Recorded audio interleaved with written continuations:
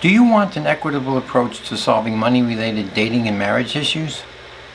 If so, stay with me and we will discuss how.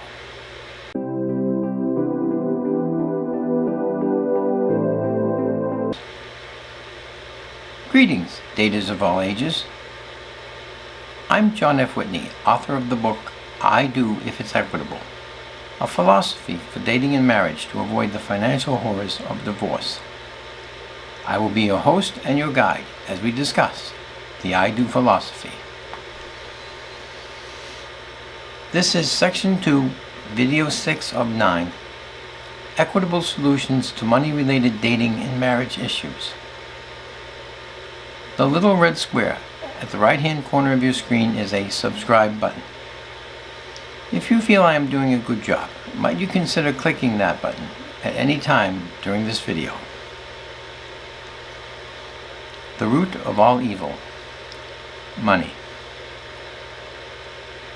George Bernard Shaw said, "The only way for a woman to provide for herself decently is for her to be good to some man that can afford to be good to her." Aristotle Onassis said, "If not for money, women would have no meaning." A female contestant on the show Who Wants to Marry a Multi-Millionaire said, "If the man is repulsive, you could close your eyes. I mean, with that much money, you could always say, 'I'm going on a trip.'" And I say, upon marriage, the man has responsibilities, the woman has choices. From the personal ads. The title, She's Got Legs. Striking, 5 foot, 4 inch, 125-pound educated shy female. Loves elegant dinners or junk food. Socializing. Tanning in warm places. Seeks handsome gentlemen in late 40s or 50s, over 6 feet tall. I don't care how much money, just don't use mine. Smoking okay. No carnivals, just the fireworks. Title here, expensive, but worth it. Two sisters, stunningly beautiful, seductive, sensual, who want and deserve only the finest things in life. Seek man or men who, in return for spending time with the goddess, will answer our every want, wish, and whim. If you can pay our bills, you fit our bill. Friends first.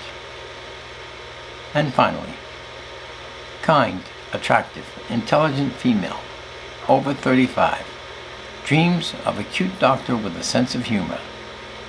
Unattached, a plus. Friends first. Possible long-term relationship. And people wonder why I am such a cynic, or why I wrote the book, I Do If It's Equitable.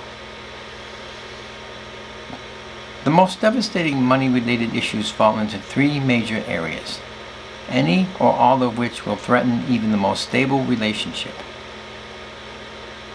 1. The lack of money. 2. The inability to live within a given income. And 3. Financial mismanagement and/or irresponsibility. Be assured, money-related issues or problems will eventually take their toll, even in an otherwise stable relationship. For example, whether married or cohabitating, both persons in a relationship require food and shelter, each contributing toward these expenses. If the man loses a week's pay at the racetrack, he likely will put financial and other stress on the relationship. If the woman chooses to quit work, then the man becomes responsible for any lost income, especially if existing debts required that both maintained their income levels. Wants not properly respected might put tremendous strain on the relationship, especially if one partner insists upon them or makes them a condition of the relationship. Clearly, the inability to discuss, share, or solve money-related issues, to respect wants versus needs, or to live within a financially appropriate lifestyle before marriage will likely mean a troubled marriage awaits. Why? It is generally accepted that the majority of arguments that occur in a relationship or marriages that end in divorce are the result of money-related issues or problems. It is also generally accepted that during and after divorce, battles over disputed money and property can turn once harmonious couples into merciless adversaries, especially when these battles are motivated by spite, greed, deceit, avarice, or cruelty. The purpose of the I Do philosophy is to foster a healthy, stable, growing relationship, or, should it occur, allow for a cordial divorce. Therefore, let's apply the I Do philosophy to money and money-related issues and stomp out this ember before it becomes a forest fire. Learn this. Modern day relationships and marriages are reputed to be based upon equality. However, if you learn nothing else from this discussion on money, learn this. To paraphrase Yogi Berra, it ain't equal unless it's equal. For example, someone with the money and status of a Michael Jordan marries a cocktail waitress on the same day that someone with the money and status of a Madonna marries a bartender. Financial equality? Never. However, these couples must strive to find financial equity. Why? Financial equity is absolutely essential to a stable, growing, and trusting relationship. If financial equity is achieved, peace of mind for both partners results. Mr. Jordan and Ms. Madonna minimize the risk or amount of their wealth lost in divorce, whereas Mrs. Jordan and Mr. Madonna do not risk vulnerability or abandonment. What to do when each partner's income is not equal? Put another way, how can financial equity be established? Option 1. Prorate. Prorate all expenses, each partner contributing his or her fair and equitable share each month. For example, I earn 3 times your salary. I pay 3 times the expenses, but earn 3 times the equity. Next, a fair and equitable percentage is placed by each partner into a joint account. Except for emergency situations, discussion between partners will occur before either takes any money from the joint account.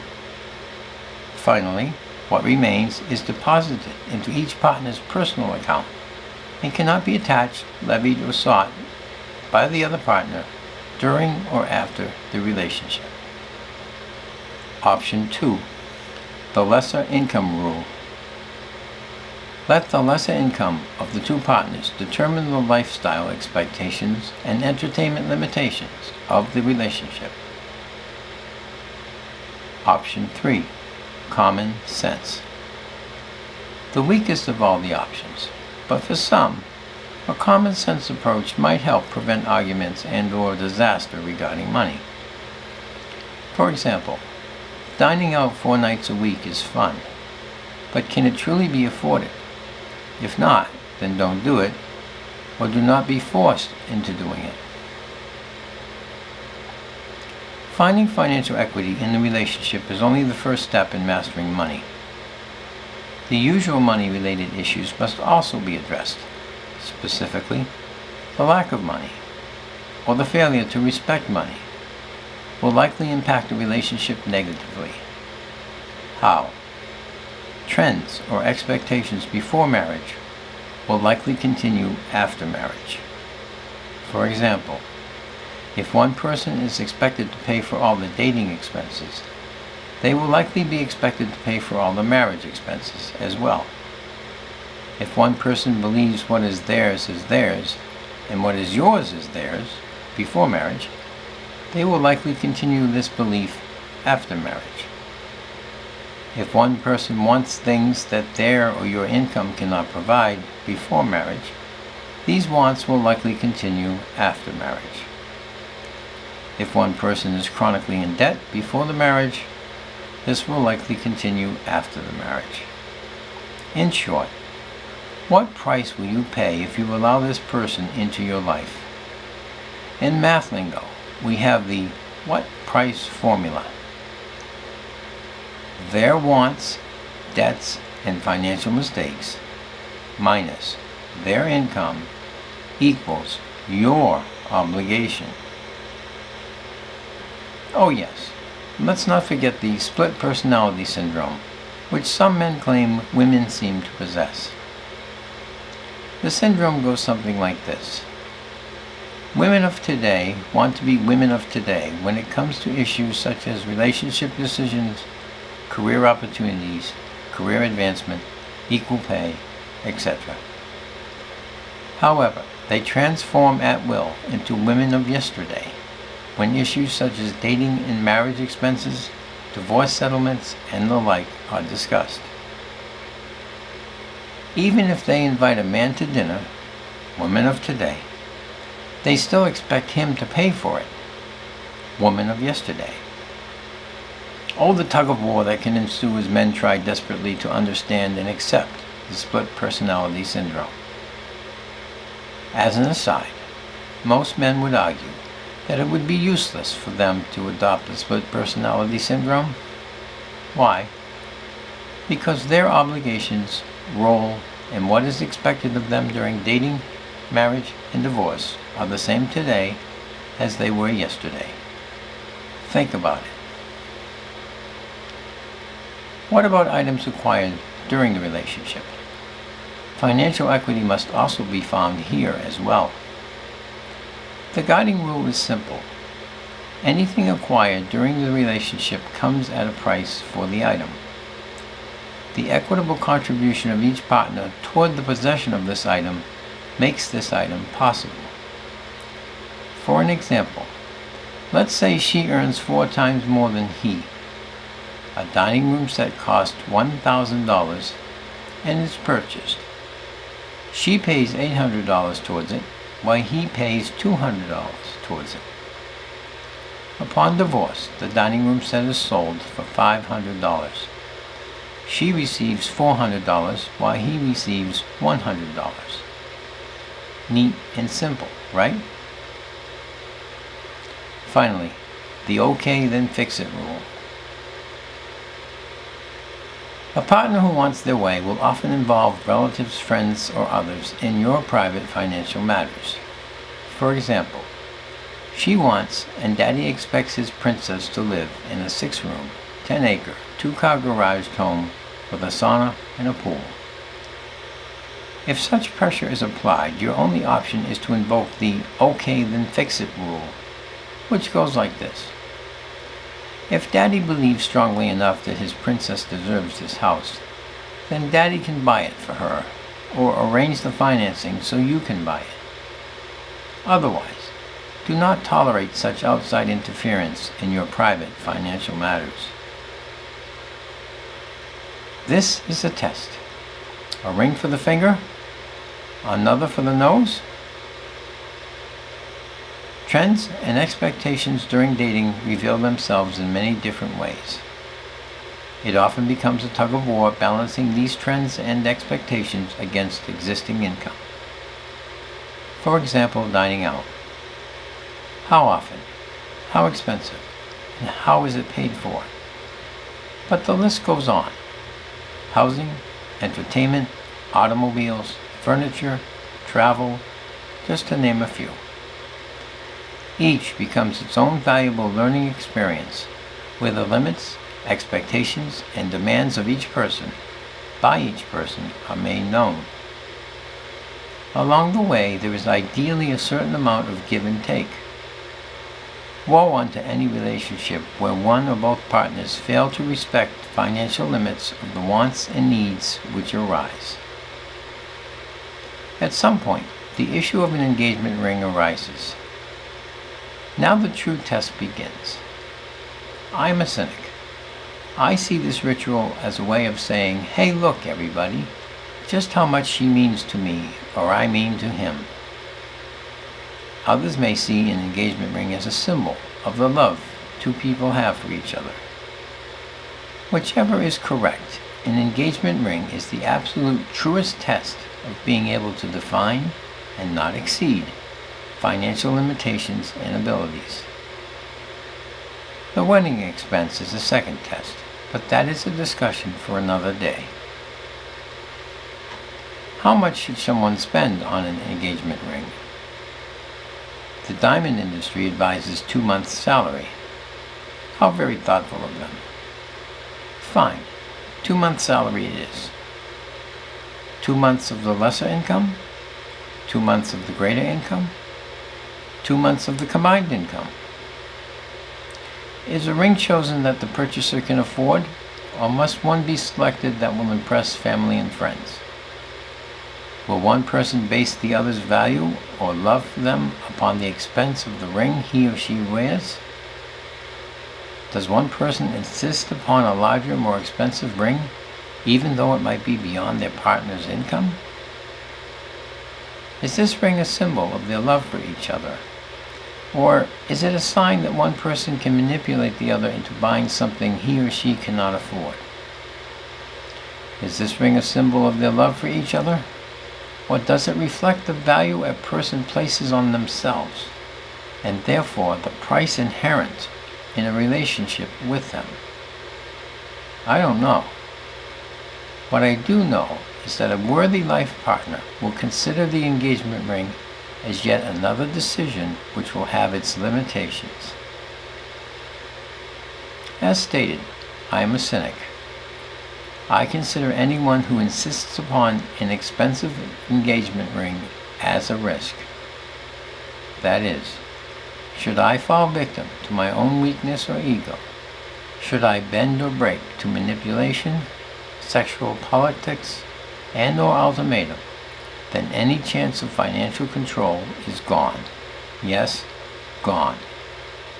Respecting financial limitations in the selection of an engagement ring, as well as ignoring the traditional expectations and presumptions surrounding the event, is the truest test of my or our resolve.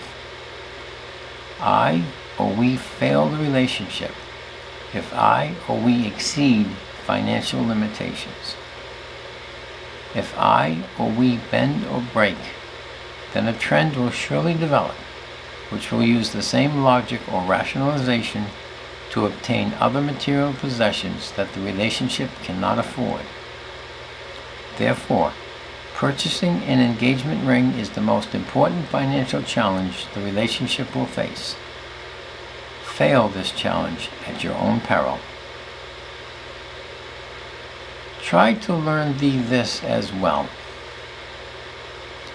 If you fail to learn the "it ain't equal" lesson, then at the very least, try to learn this. Be absolutely certain to settle money-related issues before marriage. Do not ignore them or believe they will be solved during marriage. The financial risks are too great. Why? The current divorce system will not protect you from a person who entered the marriage for reasons of greed. Nor will the current divorce system protect you from the person who gives nothing tangible to the marriage, but expects much in material and financial return from it.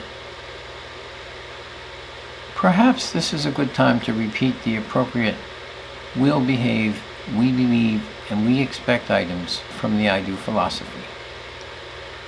From "we'll behave and we expect."